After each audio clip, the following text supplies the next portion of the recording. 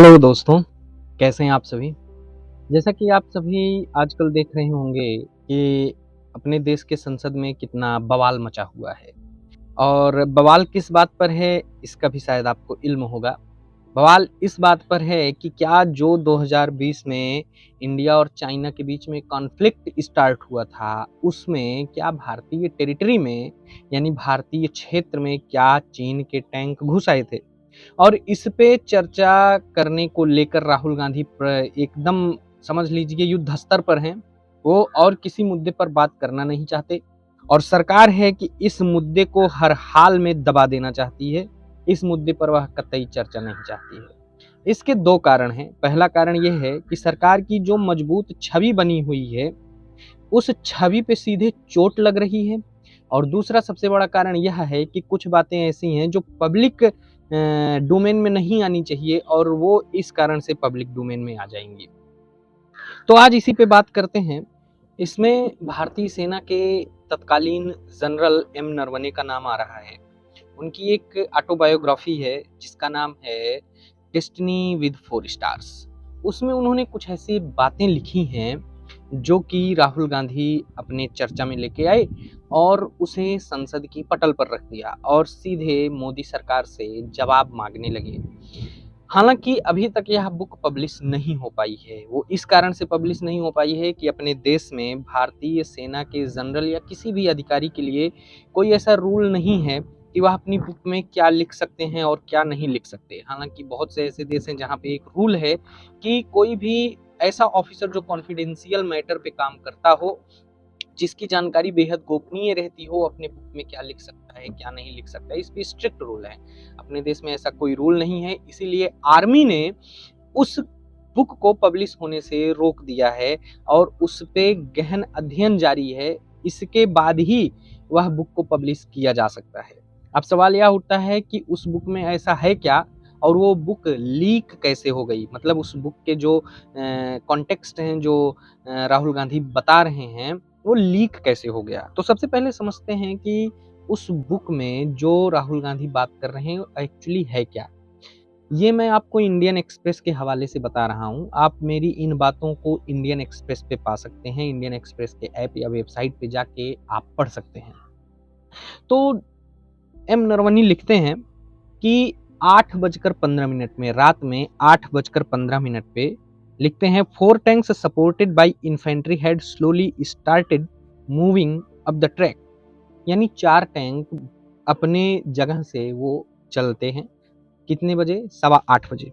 इसके बाद Naravane notes he had clear orders to open fire without approval from the very top.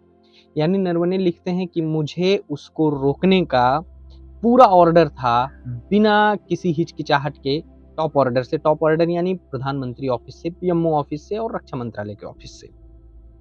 उसमें लिखते हैं कि as the situation worsened the contacted he contacted the defence minister, external affairs minister, NSA Ajit Doval and CDS general Bipin Rawat repeatedly asking what are my orders.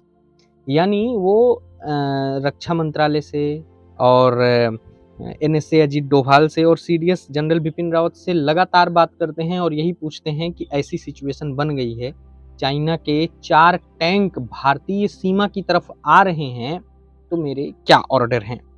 8:10 पे 10:10 पे northern command report करता है M Naravane को कि जो टैंक भारतीय सीमा की तरफ आ रहे हैं वो अब भारतीय क्षेत्र से मात्र 500 मीटर की दूरी पर है। यानी 500 मीटर बाद वह भारतीय क्षेत्र में प्रवेश कर जाएंगे। हालांकि उस समय हॉटलाइन पे पीएलए से बात हो रही थी, जो चाइना की अथॉरिटी है पीएलए की, उससे बात हो रही थी हॉटलाइन पे, लेकिन फिर भी जो टैंक हैं वो रिपीटेडली धीरे धीरे मूव कर रहे थे। इसके बाद 10:30 डिफेंस मिनिस्टर राजनाथ सिंह जो डिफेंस मिनिस्टर हैं वो कॉल करते हैं प्रधानमंत्री नरेंद्र मोदी को और अपना मैसेज देते हैं।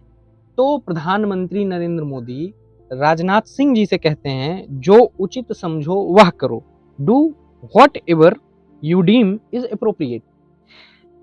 अब क्या था कि डिसीजन पूरा मिलिट्री बेस्ड था। प्रधानमंत्री ने कह दिया कि आपको जो करना हो वो करें, जो उचित हो वो करें। ये बात एम नरवणे पहले भी कह चुके कि हमें टॉप ऑर्डर से क्लियरेंस मिल चुका था कि आपके स्तर पे जो भी उचित हो आप वह कर सकते हैं। अब इस तनावपूर्ण स्थिति में पूरा का पूरा डिसीजन किसके हाथ में था? इंडियन आर्मी के जनरल के हाथ में।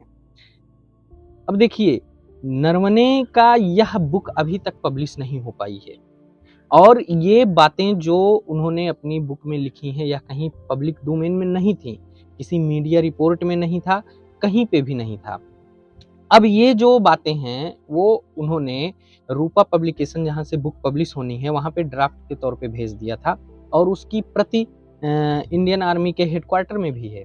ये बातें लीक कहाँ से हो गई? हालांकि राहुल गांधी जी कहते हैं मुझे एक मैगजीन के हवाले से यह खबर मिली। अब वो मैगजीन ये बातें कहाँ से पा जाता है या राहुल गांधी जी ये बातें कहाँ से पा जाती हैं जिसपे सरकार का, इंडियन आर्मी का पूर्ण नियंत्रण है, ये एक अलग जांच का विषय है। लेकिन इस बुक में आपत्तिजनक क्या है ये आप खुद समझ सकते हैं। मैंने पूरी बात आपको बता दी। आप सोचिए, समझिए कि इस बुक पे आपत्तिजनक बातें ऐसी क्या हैं जिसके आधार पे संसद को चलने नहीं दिया जा रहा है। संसद में इतना हंगामा बरपा हुआ है और असलियत में जिस बात में संसद में हंगामा होना चाहिए उसकी तो कोई चर्चा ही नहीं कर रहा है। फिर मिलते हैं किसी नए टॉपिक पर। तब तक के लिए नमस्कार, जय हिंद, वंदे मातरम। और प्लीज़ मेरे चैनल को सब्सक्राइब कर लीजिए, मेरे वीडियो को लाइक एंड शेयर कीजिए। और हाँ, अगर आप इसको पढ़ना चाहते हैं तो आप इंडियन एक्सप्रेस के वेबसाइट पे जा सकते हैं और इसका एक पीडीएफ आपको मेरे टेलीग्राम चैनल पे मिल जाएगा। नमस्कार, वंदे।